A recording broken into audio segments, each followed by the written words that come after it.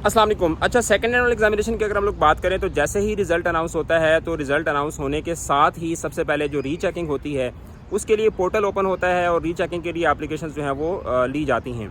और रीचेकिंग के लिए अप्लाई करने का जो टाइम होता है वो 20 डेज़ का होता है और 20 डेज़ के अंदर अंदर आपने अप्लाई करना होता है। जब आप अप्लाई कर देते हैं तो उसके तकरीबन 1 से 2 हफ्ते के अंदर आपका जो रीचेकिंग का रिजल्ट होता है वो आ जाता है। ये तो हो गया रीचेकिंग के हवाले से कि रिजल्ट के बाद जो है वो सबसे पहला जो स्टेप होता है वो रीचेकिंग का पोर्टल ओपन होता है।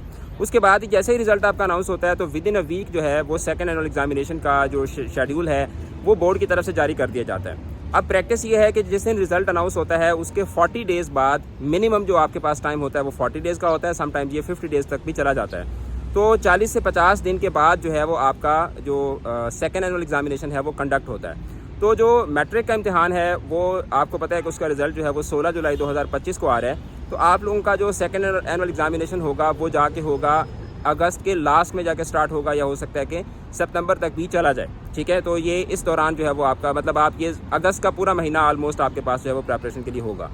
और इसमें होता ये है कि आपको जो है वो बोर्ड की तरफ से एक नोटिफिकेशन जारी होता है जिसमें आपको सबसे पहले अप्लाई करने के लिए कहा जाता है। आप अप्लाई करते हैं और उसके बाद फिर जो है वो फर्दर वही सेम स्टेप होता है कि पहले डेट शीट आती है और उसके बाद फिर आपका जो है वो इम्तिहान होता है। अगर आपने सेकंड एनुअल एग्जामिनेशन देना है और आपने सोचा हुआ है कि आपने जैसे आपने लेट सपोज मार्क्स अपने सब्जेक्ट्स को स्टैगर किया हुआ था, यानी आधे सब्जेक्ट के आपने पेपर अभी दिए थे, आधों के आपने सेकंड एनुअल में देने हैं, या रिजल्ट के बाद आप ये डिसाइड करते हैं कि मुझे सेकंड एनुअल एग्जामिनेशन की तरफ जाना है, तो इन दैट केस जो है वो आप अपनी प्लानिंग को अभी से जो है वो टाइडी अप रखें। ठीक है, ताकि आप लेट ना हों और आप टाइम पर जो है वो अप्लाई कर सकें। अच्छा, इसके अलावा एक और चीज़ होती है कि बच्चे जो हैं वो कंफ्यूज्ड होते हैं, वो रीचेकिंग के लिए अप्लाई कर देते हैं और उसी दौरान जो है वो डेट अनाउंस हो जाती है सेकंड एनुअल एग्जामिनेशन के एडमिशन्स की भी। तो वो फिर कहते हैं कि अब हम क्या करें, क्या हम रीचेकिंग के रिजल्ट का वेट करें या हम सेकंड एनुअल एग्जामिनेशन के लिए अप्लाई कर दें।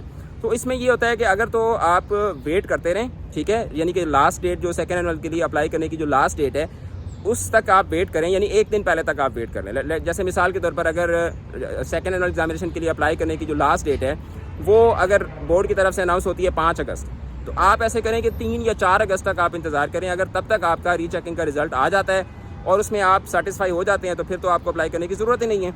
लेकिन अगर तब तक आपका रीचेकिंग का रिजल्ट नहीं आता तो इन दैट केस आपको फिर एहतियात के तौर पर आपको सेकंड एनुअल के लिए अप्लाई कर देना चाहिए, ताकि यह है कि आप अगर अप्लाई कर भी देंगे और उसके बाद अगर आप उसमें अपीयर नहीं भी होंगे तो परेशानी वाली कोई बात नहीं है, मतलब इसमें कोई मसला नहीं होगा।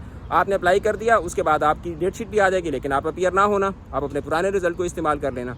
ठीक है, तो रिजल्ट के फ़ौरन बाद ये 2 चीज़ें होती हैं और इन 2 चीज़ों के हवाले से आपने फैसला करना होता है। अब आपको रीचेकिंग करवानी चाहिए, इंप्रूवमेंट का इम्तिहान देना चाहिए, नहीं देना चाहिए, इसके ऊपर मैं ऑलरेडी एक वीडियो बना चुका हूँ। आपकी सहूलत के लिए इस वीडियो के डिस्क्रिप्शन में मैं उसका लिंक दे देता हूँ, उसको आप जाके देखें और उसके बाद आप फैसला करें। Thank you so much.